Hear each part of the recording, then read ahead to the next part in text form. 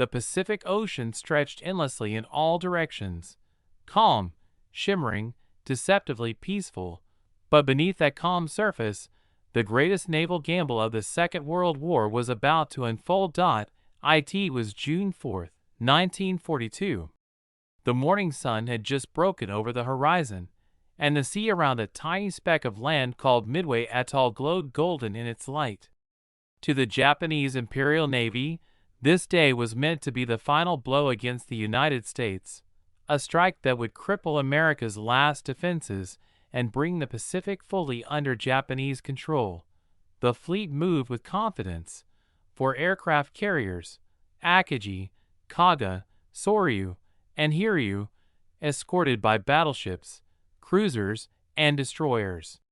Their decks were lined with some of the most skilled pilots in the world, men who had trained for years and fought since Pearl Harbor. At the head of the operation stood Admiral Chichi Nagumo, a disciplined man, bound by the code of the samurai and the strategy of precision. For months, Japan had dominated every battle. The Imperial Navy had never known defeat.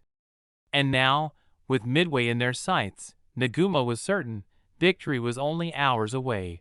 But far beyond the horizon, hidden among the endless waves, lay the American carriers Enterprise, Hornet, and Yorktown. They had already broken Japan's secret code. They knew where the enemy was coming from. This time, the hunters were about to become the hunted. At 4:30 a.m., the Japanese launched their first wave. Rows of planes roared down the decks, engines screaming as they rose into the dim dawn sky. Torpedo bombers, dive bombers, and fighters swept toward Midway Island. Their mission: destroy the American base, clear the skies, and pave the way for invasion. The assault came like thunder. Explosions shook the tiny island. Oil tanks burst into flames. Runways cracked under the bombs. Japanese pilots reported, "Midway is burning. Resistance is weak." Admiral Nagumo nodded calmly. "Good. Prepare for second strike." His officers moved quickly, rearming planes, refueling bombers, loading torpedoes.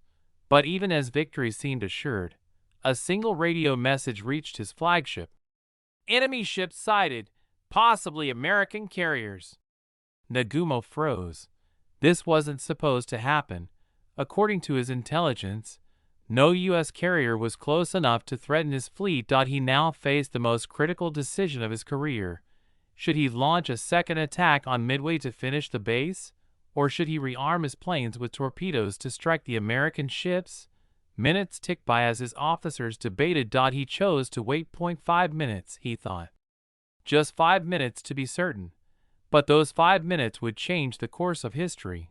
Meanwhile, high above the Pacific, American pilots were fighting a battle against exhaustion, uncertainty, and time. Lieutenant Commander Wade McCluskey led the dive bomber squadrons from the Enterprise. They had taken off hours ago, flying in the wrong direction, desperately scanning the empty ocean for any sign of the Japanese fleet. Fuel gauges dropped closer to zero. Pilots were beginning to panic.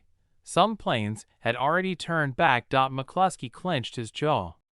"We'll find them," he said quietly to his men over the radio. "We have to." Then, through the shimmering haze of the ocean, he saw it, a lone Japanese destroyer racing north, leaving a white trail in its wake. McCluskey made a decision in that instant. Follow it. It was a desperate gamble, but it led them straight toward the heart of the Japanese fleet. At 10:20 a.m., the clouds broke, and there they were. 4 massive carriers, their decks crowded with planes, fuel lines stretched like veins, bombs and torpedoes scattered everywhere as crews rushed to rearm. The Americans had arrived at the one moment when the Japanese were completely vulnerable. 10:22 a.m. The first wave of American torpedo planes attacked. Slow, outdated, almost suicidal missions. The Japanese fighters swooped down, cutting them apart. Plane after plane exploded or plunged into the sea.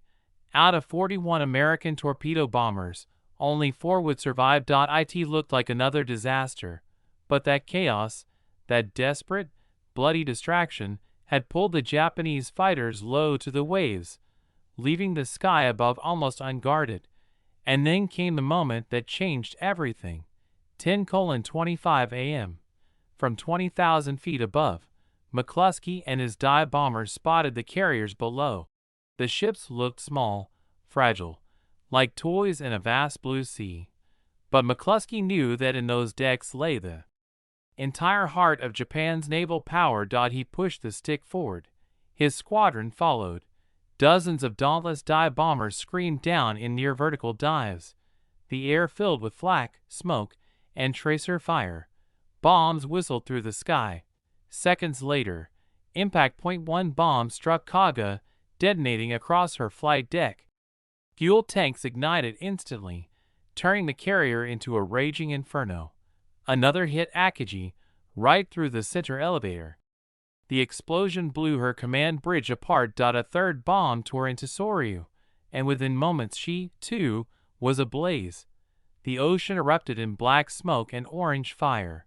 Thousands of Japanese sailors screamed as the ships they had served began to die beneath their feet. In 5 minutes, just 5 minutes, 3 of Japan's 4 carriers were destroyed. One Japanese officer later wrote, "The sun itself seemed to fall into the sea." On the flagship Akagi, Admiral Nagumo stood silent, watching the sky rain fire. He whispered, "How could this happen?" No one answered. The decks were chaos, men running, explosions tearing through the ship, pilots trapped in burning cockpits. The battle that had begun with confidence and pride had turned into horror and disbelief. By 10:30 a.m., the ocean was covered in burning oil and debris. The screams of the wounded echoed across the waves, but for the Americans above, there was no time to celebrate. Their fuel was almost gone. They turned home, many crash landing into the sea after delivering their deadly blows. Only one Japanese carrier, Hiryu, remained afloat. Her commander, Rear Admiral Taman Yamaguchi, refused to surrender. Rallying his surviving air crews, he launched a counterattack. At noon, his planes found and struck the USS Yorktown, crippling her with bombs and torpedoes. For a brief moment, Japan had hope again. But by afternoon, American planes from Enterprise found Hiryu. At 5 p.m., 4 bombs hit her in quick succession. The great ship burned until midnight before finally sinking beneath the waves, Yamaguchi choosing to go down with her, saluting as the flames closed in. By the end of the day, Japan's proud carrier force, the same that had attacked Pearl Harbor, was gone. 4 carriers, 250 planes, and most of Japan's finest pilots had been lost. The United States lost 1 carrier, but gained something far greater: control of the Pacific's future. In Tokyo, Admiral Yamamoto received the devastating message: Akagi, Kaga, Soryu, Hiryu, all lost. He stared at the words in silence, then whispered to himself, "The war has turned against us." Back on Midway, American sailors celebrated, exhausted and disbelieving. Some wept openly, others simply stared at the horizon where the enemy fleet had once stood. The battle was over, but its meaning would echo for generations. Because in those 5 minutes, 5 minutes of chaos, courage, and fate, the course of World War II had been rewritten. Japan would never again take the offensive in the Pacific.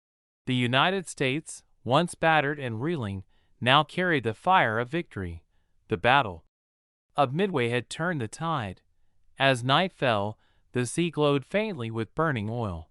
Survivors floated in the darkness, whispering prayers for their dead comrades.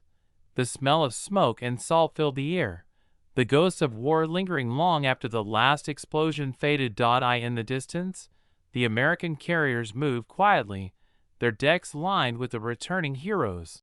Many of those pilots would never realize that history would remember them not just as warriors, but as the men who, in 5 minutes, saved their nation. Years later, an old Japanese officer would write in his memoir, It was not our strength that was defeated at Midway. It was our certainty that we believed we could not lose, and in that belief, we lost everything. And so it was that June 4th, 1942 became a turning point, the day when destiny chose its side, when the balance of power shifted forever. The sea kept its secrets, but history never forgot. Because in war, empires are not lost over years. Sometimes, they fall in just 5 minutes. Clapperboard closing narration line for your video. The Battle of Midway lasted a single day, but those 5 minutes shaped the rest of World War II.